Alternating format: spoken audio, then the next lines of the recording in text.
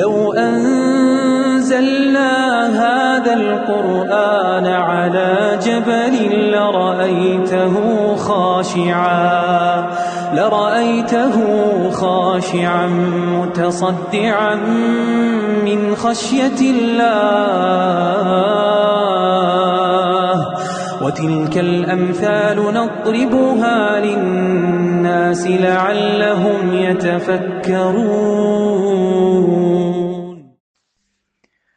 السلام عليكم ورحمة الله.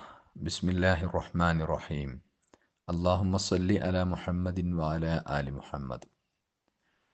ബഹുമാന്യരായ സഹോദരി സഹോദരന്മാരെ, മനുഷ്യരായ നമ്മൾ സമാധാനം ആഗ്രഹിക്കുന്നു. ഏത് സാഹചര്യത്തിലാണെങ്കിലും നിർഭയത്വമുള്ളവരാകണം എന്നത് നമ്മുടെ ആഗ്രഹമാണ്. ഇസ്ലാം മനുഷ്യർക്ക് സമാധാനമാണ് നൽകുന്നത്. യഥാർത്ഥ സമാധാനത്തിൻ്റെ അല്ലെങ്കിൽ നിർഭയത്വത്തിൻ്റെ ഉറവിടം അല്ലാഹുവാണ് എന്ന് മതം പഠിപ്പിക്കുന്നു.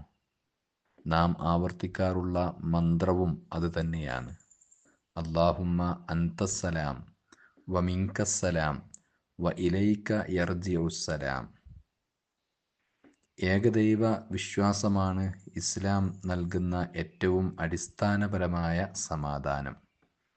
പേടിയില്ലാത്ത അല്ലെങ്കിൽ അസ്വസ്ഥതകളില്ലാത്ത അവസ്ഥയുടെ അടിസ്ഥാനം മനസ്സാണല്ലോ. ഒരു വ്യക്തിയുടെ മനസ്സ് എപ്പോൾ സമാധാനമടയുന്നുവോ അപ്പോൾ മാത്രമാണ് ആ മനുഷ്യന് നിർഭയത്വമുള്ളത്.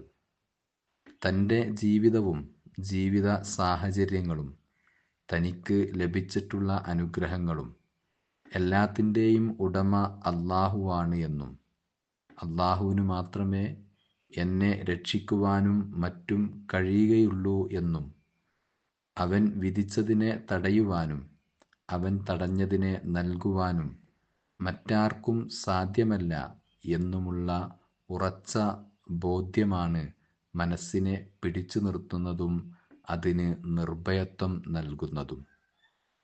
ഈ അർത്ഥം വരുന്ന പ്രാർത്ഥന എല്ലാ നമസ്കാരാനന്തരവും പ്രാർത്ഥിക്കാൻ നമ്മോട് കൽപ്പിച്ചതും നിർഭയത്വബോധം നമ്മിൽ നിലനിർത്തുവാൻ വേണ്ടിയാണ്.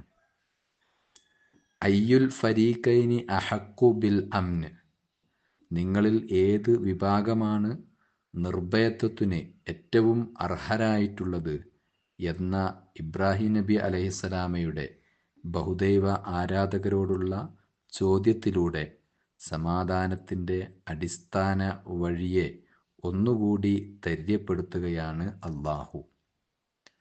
പലതിനെയും ആരാധിക്കുന്ന ഒരു വ്യക്തിയുടെ മനസ്സ് അശാന്തമായിരിക്കും. കാരണം ഒരു ആരാധ്യ വസ്തുവിനെ പ്രീതിപ്പെടുത്തുമ്പോൾ അത് മറ്റുള്ളവർക്ക് അപ്രീതിയാകുമോ എന്ന ഭയം അവനുണ്ടാക്കുന്നു. അല്ലെങ്കിൽ ഏതെങ്കിലും ഒരു പ്രയാസം നേരിട്ടാൽ ആരോട് പ്രാർത്ഥിക്കണം, ആരാണ് തന്നെ സഹായിക്കുക എന്നതിനെക്കുറിച്ച് അവൻ അസ്വസ്ഥമാകുകയും പേടിച്ച് എല്ലാ കേന്ദ്രങ്ങളിലും എത്തുകയും ചെയ്യുന്നു.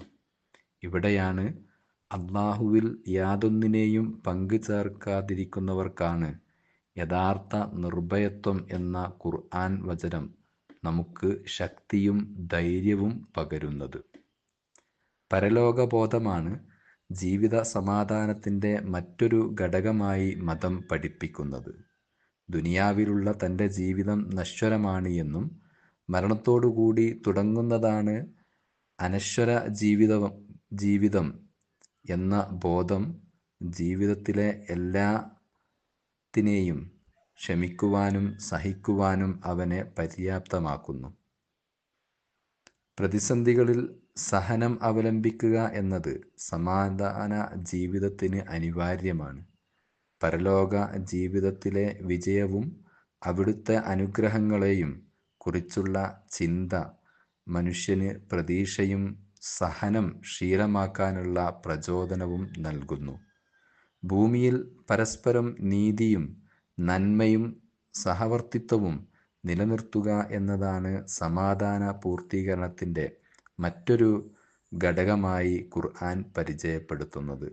ഇന്നല്ലാഹ യഅ്മുറു ബിൽ അദ്ലി വൽ ഇഹ്സാനി വ ഈതാ ഇതിൽ കുർബ എന്ന കൽപ്പനയിലൂടെ അള്ളാഹു നമ്മെ കേൾപ്പിക്കുന്നതും അതാകുന്നു. മേൽ സൂചിപ്പിച്ച നന്മകളെ ഇല്ലായ്മ ചെയ്യുന്ന തിന്മയും മ്ലേച്ഛതകളും അതിക്രമവും ഒരു വ്യക്തി പാടെ വർജിക്കുകയാണ് എങ്കിൽ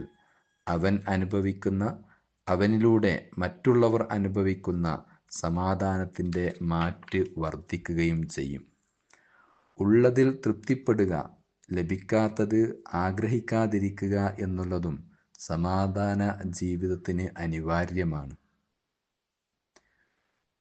ദുനിയാവിൽ കുറെ സമ്പാദിക്കുക എന്നതിനേക്കാൾ തൻ്റെ മനസ്സിന് ശരിയായ വിശ്വാസവും ജീവിത ശൈലിയിലൂടെയും സംതൃപ്തി നൽകുവാൻ കഴിയുക എന്നുള്ളത് ജീവിത വിജയത്തിൻ്റെയും മാനസിക സമാധാനത്തിൻ്റെയും ശക്തമായ മറ്റൊരു മാർഗമാണ്.